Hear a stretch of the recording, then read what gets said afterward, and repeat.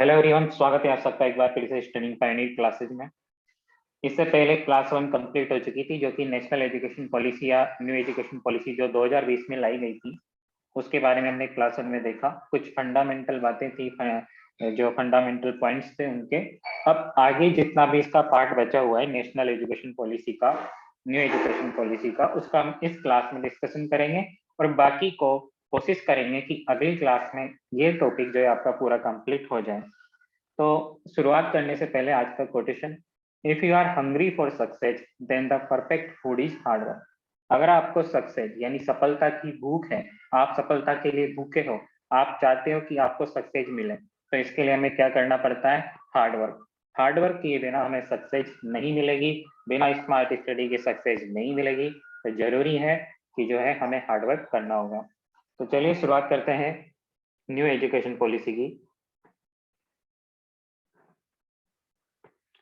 सबसे पहले new education policy आपको पता है कि कब से इम्प्लीमेंट हुई थी? ये इम्प्लीमेंट हुई थी इंडिया में। इसका जो क्रियान्वयन था वो किया गया था 29 जुलाई 2020 को। ठीक है, 29 जुलाई 2020 से इसकी जो है लागू किया गया था इंडिया में। फिर अलग अलग भागों में इसको हमने देखा कि किस तरह से पूरे इसमें क्या क्या बातें रखी गई है, क्या क्या इसमें जरूरी पॉइंट्स हैं, वो हमने देखा था। और हमने डिस्कशन किया था कि पहले जो फॉर्मेट चलता था 10+2, उसको रिप्लेस करके अब कौन सा होगा, कौन सा शैक्षणिक मॉडल अपनाया जाएगा? 5+3+3+ कितना? 5+3+3+4। ओके, तो अब ये जो शैक्षणिक मॉडल होगा, इसको हमने डिस्कशन किया था 1 by 1 कि 5 का मतलब क्या है, 3 का मतलब क्या है, 3 देन अगेन 4 का मतलब क्या होगा। तो इसी को आज डिटेल्स है फिर से देखते हैं। फर्स्ट, जो फाउंडेशनल स्टेज होती है, फाउंडेशनल स्टेज जो होता है कौन सा होता है? 5 years का। ठीक है, 5 years का जो स्टेज होता है, और इसमें कौन से एज ग्रुप के बालक शामिल होते हैं? 3 से इसमें जो है 3 से 8 तक के एज ग्रुप के बालक शामिल होते हैं। इसके अलावा ये जो होता है 3+2 में डिवाइड किया जाता है। यानी कि जब पहले शिक्षा कब से प्रारंभ होती थी? 6 वर्ष से। बच्चे को 6 वर्ष का जब होता था तो उसको स्कूल में दाखिला मिलता था, स्कूल के माध्यम से शिक्षा प्रारंभ होती थी। लेकिन अब एक नई टर्म लाई गई है या फिर एक नया प्रोग्राम लाया गया है, वो है ECCE। अब ये क्या होता है? ECCE किससे रिलेटेड है? फाउंडेशनल स्टेज जो होती है, जो कि 5 है, जो 5 है उससे रिलेटेड है। तो ECCE के बारे में जान लेते हैं, जो कि फाउंडेशनल स्टेज के अंतर्गत आती है। ECCE की फुल फॉर्म होती है early childhood care and education. Okay, and education यानी कि जो प्रारंभिक जो वर्ष होते हैं बच्चे के, प्रारंभिक जो बचपन होता है, उसमें बच्चे की देखभाल और शिक्षा, बच्चे की क्या की जाएगी? केयर भी किया जाएगा, और बच्चे की शिक्षा से भी वो संबंधित है। तो इसमें क्या प्रोग्राम है? इसमें ये है कि जब पहले बच्चा 6 वर्ष की आयु से पढ़ना प्रारंभ करता था, लेकिन अब ये कब से प्रारंभ है? 3 साल से। ठीक है, ये कब से प्रारंभ होता है? 3 years से। अब जो है 3 से 6 साल तक का बच्चा कहाँ पर अध्ययन करेगा? आंगनबाड़ी या फिर प्री स्कूल जिसे बोलते हैं, या फिर बाल वाटिकाओं में, जो कि अभी केंद्रीय विद्यालय के द्वारा जो स्टार्ट किया गया है, न्यू इनिशिएटिव है, नवाचार है बाल वाटिकाओं का। तो सभी केंद्रीय विद्यालय में लगभग जितने हैं उनमें बाल वाटिकाओं की स्थापना की जाएगी। इस शिक्षा नीति के अंतर्गत, नई शिक्षा नीति 2020 के अंतर्गत, जो जो 3 साल का जो बच्चा होगा, 3 से 6 साल तक का बच्चा, इसको बाल वाटिका के या आंगनबाड़ी के माध्यम से शिक्षा दी जाएगी। इसमें वो उसकी देखभाल भी की जाएगी, साथ साथ उसकी शिक्षा का भी ध्यान रखा जाएगा, और खेल खेल में बच्चे को शिक्षा दी जाएगी। ठीक है, तो अब इसमें बच्चे को फ्री एजुकेशन मिलेगी, सुरक्षित और गुणवत्तापूर्ण होगी। जो कि कैसी होगी? फ्री होगी बिल्कुल, और गुणवत्तापूर्ण और सुरक्षित होगी। प्रारंभिक शिक्षा में बहुस्तरीय खेल और गतिविधि आधारित अधिगम को प्राथमिकता दी जाएगी। जो कि एक्टिविटी बेस्ड लर्निंग होती है, उसमें इसको प्राथमिकता दी जाएगी। जो प्रारंभिक शिक्षा होगी, यानी कि फाउंडेशनल स्टेज जो होता है एजुकेशन का वर्तमान में होगा, तो प्रारंभिक शिक्षा में गतिविधि आधारित अधिगम, एक्टिविटी बेस्ड लर्निंग, ABL, ठीक है। ABL आपको पता होगा कि एक्टिविटी बेस्ड लर्निंग जो है इसमें ध्यान रखा जाएगा, यानी कि बच्चों को अलग अलग खेल, अलग अलग गतिविधियों के माध्यम से शिक्षा दी जाएगी। फिर अगला पॉइंट था preparatory level. Preparatory level, okay, preparatory level, ये कौन सा स्टेज था? इसमें 3 साल होंगे। 3 साल कौन कौन से होंगे? जब बच्चा 8 साल का हो जाएगा तो 11 साल तक ये रहेगा। और इसमें कौन सी शिक्षा शामिल होगी? प्रारंभिक शिक्षा। ठीक है, तो जो प्रारंभिक शिक्षा होगी, प्रारंभिक शिक्षा या प्राथमिक शिक्षा की हम बात करें तो प्रिपरेटरी लेवल के अंतर्गत आएगी। और क्लास कौन सी होगी इसमें? इसमें क्लास होगी उसकी 3 to 5, यानी जब बच्चा तीसरी क्लास में प्रवेश लेगा और 5वीं क्लास तक जो है उसकी प्रिपरेटरी लेवल होगी। इससे पहले बच्चा क्या था? 3 साल तक तो आंगनबाड़ी, और अगले 2 साल यानी क्लास 1 और 2 स्कूल में फर्स्ट एंड सेकंड क्लास जो है उसमें स्टडी करेगा। तो प्रिपरेटरी लेवल में क्लास 3 to 5 है। अब इसमें इंपॉर्टेंट पॉइंट क्या क्या है? इसमें जो इंपॉर्टेंट पॉइंट्स है वो है, हम बात करें FLN की। इसके अंतर्गत एक FLN क्या होता है? फाउंडेशनल लिटरेसी एंड न्यूमरेसी, यानी बुनियादी या मूलभूत साक्षरता और संख्या ज्ञान। बच्चे को क्या है? मूलभूत साक्षरता बच्चे की हो, और उसका इसके लिए क्या जरूरी है? बच्चे को संख्या का ज्ञान हो। ठीक है, FLN की अगर फुल फॉर्म पूछ ली जाए, इसकी फुल फॉर्म होती है foundational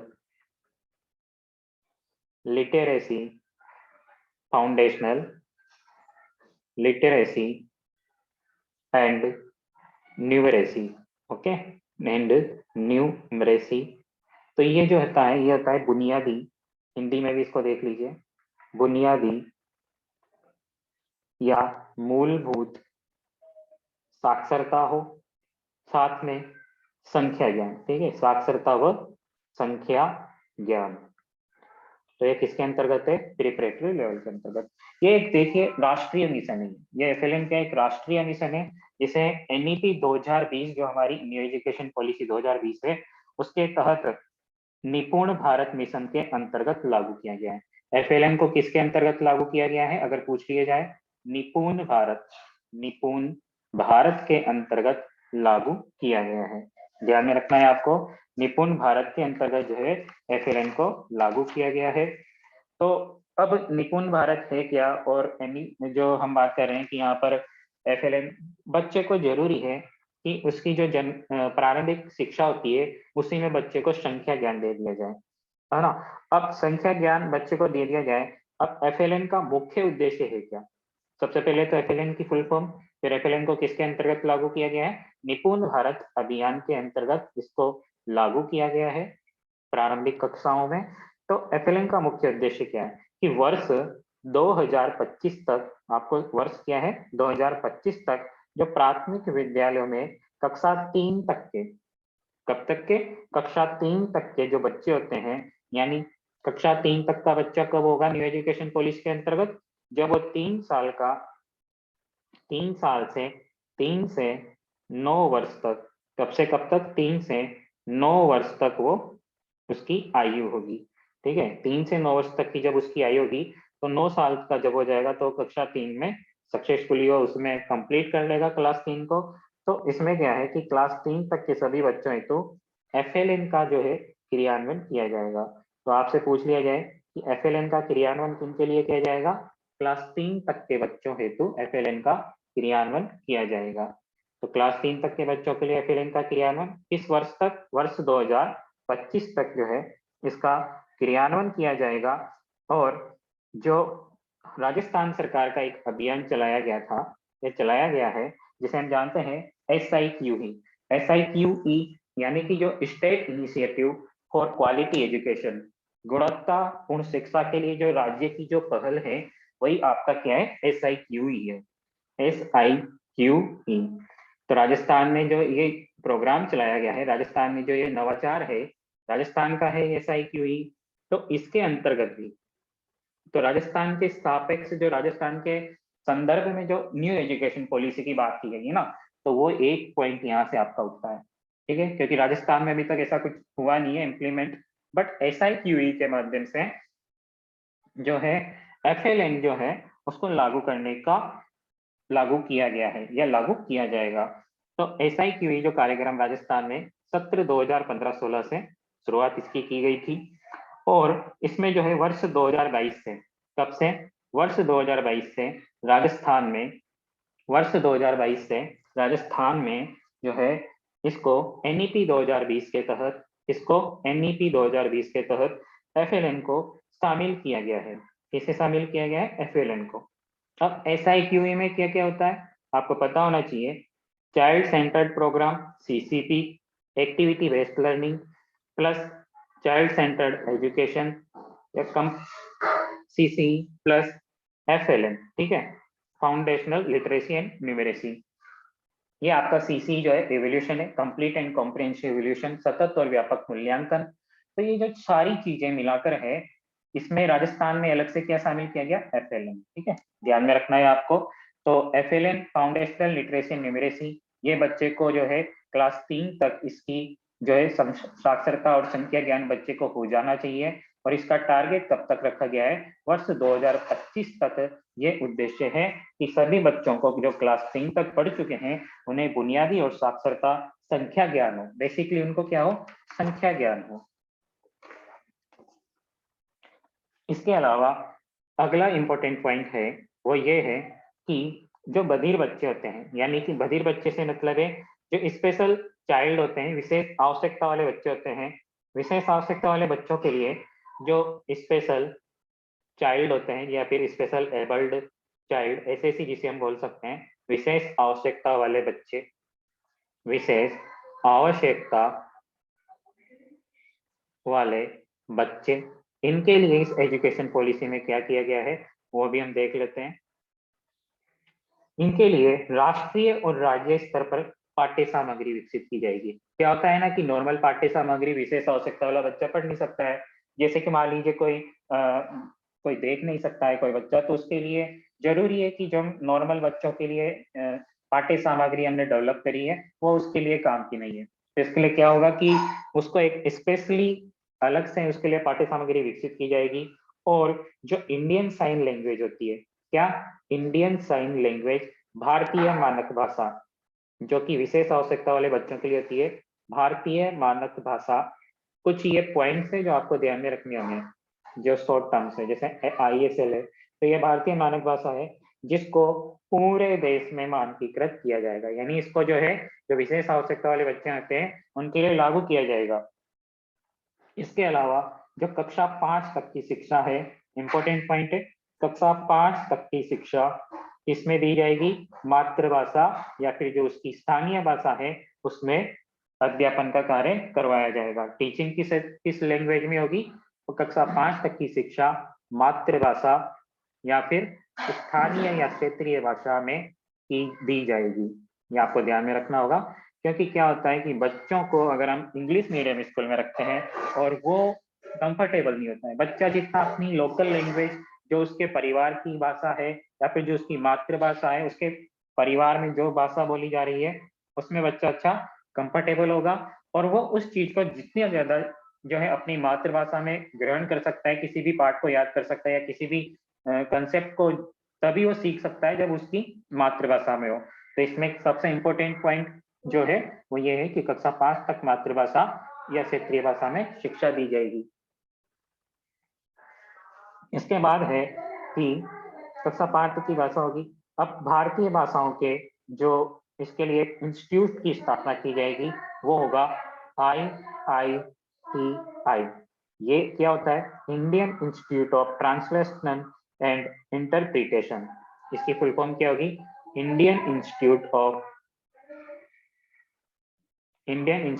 of translation, Indian institute of translation and interpretation, ठीक है, यानी कि भारतीय अनुवाद और व्याख्या संस्थान की स्थापना की जाएगी। यह भी आपको ध्यान में रखना होगा।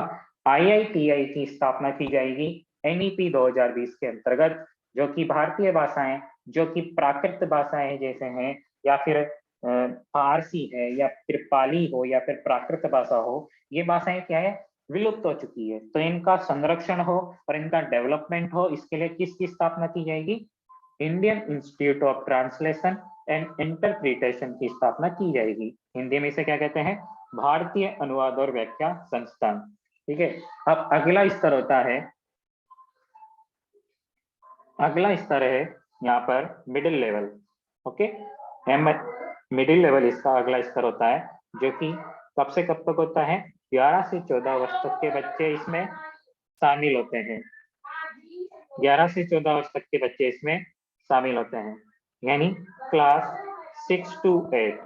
क्लास 6 to 8 जब बच्चा जाएगा, क्लास 6 में जो प्रवेश लेगा, तो वो अगले 3 साल अपने स्टडी के 11 से 14 तक वो मिडिल लेवल मध्य स्तर में गुजारेगा। तो कक्षा 6 से ही पाठ्यक्रम में सबसे इंपॉर्टेंट पॉइंट है वोकेशनल एजुकेशन, यानी व्यवसायिक शिक्षा। व्यवसायिक शिक्षा, व्यवसायिक शिक्षा कब से दी जाएगी? क्लास 6 से व्यवसायिक शिक्षा दी जाएगी। देखिए, व्यवसायिक स्कूल कई जगह होते हैं, वोकेशनल स्कूल हर जिले में करीबन एक स्कूल होता है जिला स्तर पे। तो ये जो वोकेशनल एजुकेशन जो दी जाती है, यानी बच्चों को क्लास 6 से ही वो जिस व्यवसाय को अपनाना चाहते हैं उनको उसी की शिक्षा दी जाएगी। तो ये कक्षा 6 से ही प्रारंभ कर दी जाएगी वोकेशनल एजुकेशन को। इसके साथ साथ उनको बच्चों को इंटर्नशिप भी करवाई जाएगी। जैसे बच्चा व्यवसायिक शिक्षा ग्रहण कर रहा है, तो इसके साथ साथ जो इंटर्नशिप होती है, यानी कि उसको उसके ही फील्ड से रिलेटेड अलग अलग डिपार्टमेंट या अलग अलग स्थानों पर इंटर्नशिप कराई की जाएगी, जहाँ पर उसे काम करने का मौका मिलेगा।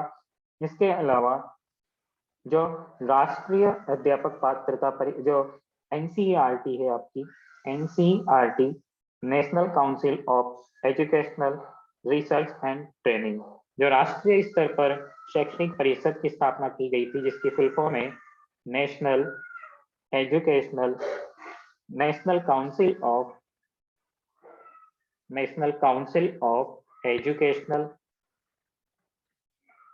And educational research and training. Okay, and training. तो क्या है ये? राष्ट्रीय जो national council of teachers education है, राष्ट्रीय परिषद है, शैक्षणिक अनुसंधान और प्रशिक्षण परिषद है, जैसे कि आरएससीईआरटी राजस्थान में है, उसी तरह पूरे देश के लिए national council of educational and research training की स्थापना की गई थी।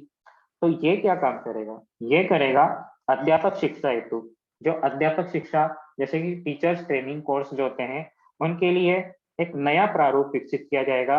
राष्ट्रीय पाठ्यचर्या की रूपरेखा एनसीएफ जो 2005 में लाया गया था, उसी की तर्ज पर एनसीएफ-टीई यानी कि national curriculum framework for teachers education, इसके लिए टीई यानी टीचर्स एजुकेशन के लिए लाई जाएगी। और इसका उद्देश्य कब का था? 2021 का। तो एनसीईआरटी के द्वारा क्या विकसित किया जाएगा? अध्यापकों की शिक्षा, अध्यापकों की जो शिक्षा होती है, टीचर्स ट्रेनिंग कोर्स होते हैं, उनके लिए एनसीएफ-टीई 2021 का विकास किया जाएगा। यानी नेशनल करिकुलम फ्रेमवर्क, एनसीएफ-टीई का फुल फॉर्म क्या होता है? National curriculum framework for teachers education. ठीक है। अब अगला लेवल है, अगला जो स्तर होता है वो है सेकेंडरी लेवल। सेकेंडरी लेवल, इसमें क्या आपको ध्यान में रखना है? ये कब से कब तक होगा? 14 से 18 वर्ष तक। इसमें कौन सा है? 4 साल। इसके पहले क्या था? 5 + 3 + 3, और लास्ट में क्या है? 4। अब 4 को हम 2 भागों में डिवाइड कर देंगे, कि कौन सी क्लास से क्लास तक होगा? ये क्लास 9 to 12 तक होगा। ठीक है। तो इसमें जहाँ पर पहले जो प्रक्रिया होती है अभी भी यही है कि क्लास 11 से जो है सब्जेक्ट का चुनाव किया जाता है, जैसे कि वर्तमान में भी यही संचालित है कि बच्चा जब क्लास 10 पास कर लेता है, तो उसके बाद जब क्लास 11 में उसे क्या होता है? अपना एक विषय चुनना होता है, जैसे साइंस है या फिर आर्ट्स है या फिर कॉमर्स है, एग्रीकल्चर है। अब इसको बदल करके क्लास 9 से ही, 9वीं क्लास से ही जो है वहां पर बच्चे को विषय चुनने की आजादी होगी। विषय चुनने की आजादी कब से होगी? क्लास 9 से। तो ये पॉइंट भी आपको ध्यान में रखना है कि विषय कब से चुन सकता है बच्चा? क्लास 9 से। और 10वीं 12वीं की बोर्ड परीक्षाओं में बदलाव कर वर्ष में 2 बार सेमेस्टर प्रणाली द्वारा परीक्षा ली जाएगी। अभी तो क्या होता था? हाफ ईयरली और ईयरली, यानी अर्धवार्षिक और वार्षिक परीक्षाएं होती थी, बट अब इसको चेंज करके जो है सेमेस्टर प्रक्रिया को अपनाया जाएगा। किसमें? जो 10वीं और 12वीं की जो बोर्ड परीक्षाएं होती है, 10th 12th की बोर्ड परीक्षाओं में, ये आपको ध्यान में रखना है। तो ये थे चारों स्तर। अब इसके बाद जो भी इंपॉर्टेंट पॉइंट बचे हुए हैं उनको वन बाय वन करके डिस्कस कर लेते हैं। सबसे पहले है कि वर्ष 2030 तक, वर्ष वर्ष 2030 तक एक लक्ष्य रखा गया है। क्या टारगेट रखा गया है? कि जो अध्यापक बनने के लिए, जो टीचर बनने के लिए जो कोर्स किया जाता है, जैसे कि बीएड वगैरह होता है, एसटीसी, बीएसटीसी, जिसको डीएलएड या जेबीटी अलग अलग जगहों पे, अलग अलग राज्यों में अलग अलग नामों से बोला जाता है। तो वर्ष 2030 तक अध्यापक बनने के लिए न्यूनतम डिग्री जो योग्यता होती है वो 4 वर्षीय एकीकृत होगी। यानी कि जो अभी वर्तमान में 2 वर्षीय बीएड होती है वो पूर्णतया खत्म हो जाएगी और इसके स्थान पर 4 वर्षीय एकीकृत, 4 वर्षीय एकीकृत जो अभी वर्तमान में भी संचालित है, जिसको हम बीएससी बीएड, बीए बीएड या फिर, यानी बीएससी बीएड का मतलब है कि साइंस स्ट्रीम से उसकी ग्रेजुएशन होगी और बीएड उसके बाद में अगला 1 साल उसका बीएड का होगा। 1 साल तो अगला क्या होगा? बीएड का। और जो पहले 3 साल होंगे उसमें उसको जो है अपनी ग्रेजुएशन डिग्री कंप्लीट करनी होगी। तो ये आपको ध्यान में रखना है। तो 2 साल की बीएड को खत्म करके 4 वर्षीय एकीकृत पाठ्यक्रम संचालित किया जाएगा। कब तक इसका लक्ष्य रखा गया है? वर्ष 2030 तक। इसके अलावा जो छात्रों के मूल्यांकन के लिए मानक निर्धारण इकाई के रूप में परख, आपको परख की भी ध्यान रखनी है। परख, PARAKH, ये क्या है? परख। अब ये क्या है इसके बारे में आप जान लीजिए। तो परख एक मतलब आकलन केंद्र होगा, ठीक है। परख नामक एक नए आकलन केंद्र की स्थापना की जाएगी। किसके लिए? छात्रों के मूल्यांकन के लिए। छात्रों के लिए, जो छात्रों के मूल्यांकन के लिए, छात्रों के मूल्यांकन के लिए एक निकाय के रूप में कार्य करेगा। ये एक निकाय के रूप में कार्य करेगा, मतलब एक राष्ट्रीय आकलन केंद्र होगा। क्या होगा ये? राष्ट्रीय आकलन केंद्र।